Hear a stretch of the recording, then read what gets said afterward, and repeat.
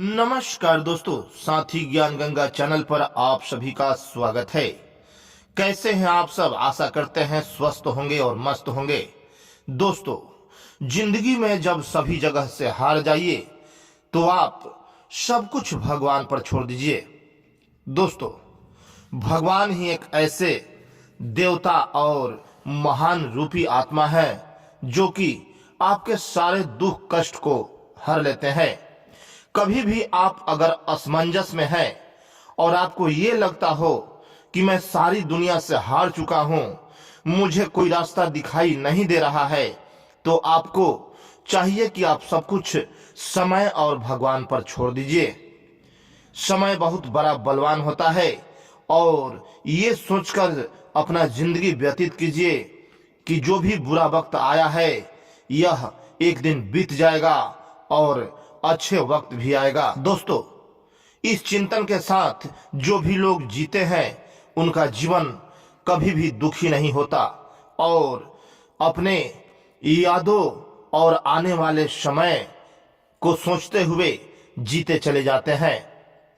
जब महाभारत का युद्ध हो रहा था उस समय भगवान श्री कृष्ण ने अर्जुन को समझाया था कि हे अर्जुन, आपके सामने जितने कुछ दिखाई दे रहे हैं, जो भी मनुष्य हो, चाहे वो आपके जो भी लोग हो, भाई हो, भतीजा हो, भीष्म पितामह हो या गुरु द्रोणाचार्य हो, सभी एक नाश्वर शरीर है और एक ना एक दिन सबको मरना तय है।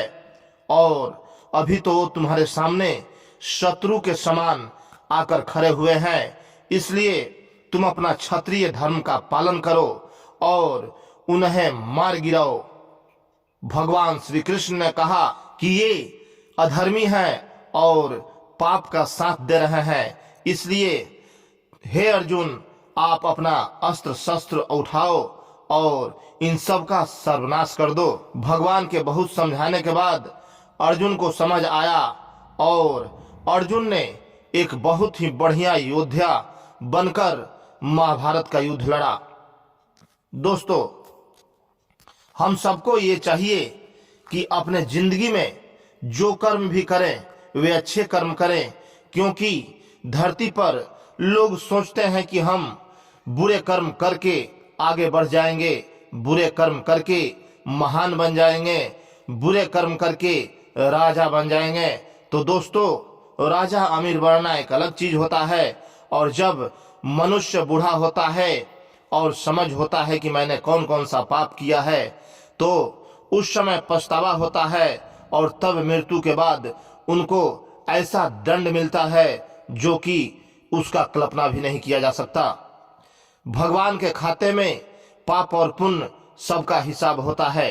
दोस्तों, इसलिए मनुष्य को पाप कर्म नहीं करना चाहिए और भगवान श्री कृष्ण के बताए हुए रास्तों पर चलना चाहिए। भागवत गीता में ऐसा ऐसा ज्ञान है जिसे सुनकर और समझकर आपका जीवन धन्य हो जाएगा और आप कभी भी भूलकर भी गलतियां नहीं कीजिएगा। भगवान श्री कृष्ण ने हर कदम पर मानवों के लिए अच्छे अच्छे कथन और वचन कहे हैं जिसे हम सुनकर और धारण करके अपना मोक्ष प्राप्ति कर सकते हैं। भगवान श्री कृष्ण कहते हैं कि अगर आप अपना सभी इंद्रियां अपने काबू में रखोगे तो वही आदमी बुद्धिमान और बुद्धिजीवी कहलाता है और उस व्यक्ति का तेज कभी कम नहीं होता। इस कलयुग में सभी लोग नारी भोग और तरह तरह के व्यंजन भोग में अपना बुद्धि भ्रष्ट कर लेते हैं और फिर पाप कर्म करने लगते हैं। दोस्तों, इसलिए सबसे यही आग्रह है कि आप ऐसा कर्म ना करें जिससे कि आपको पाप की भागीदारी झेलना पड़े और दूसरे को दुख पहुंचे। चलते चलते आप सभी को जय श्री कृष्णा, हर हर महादेव।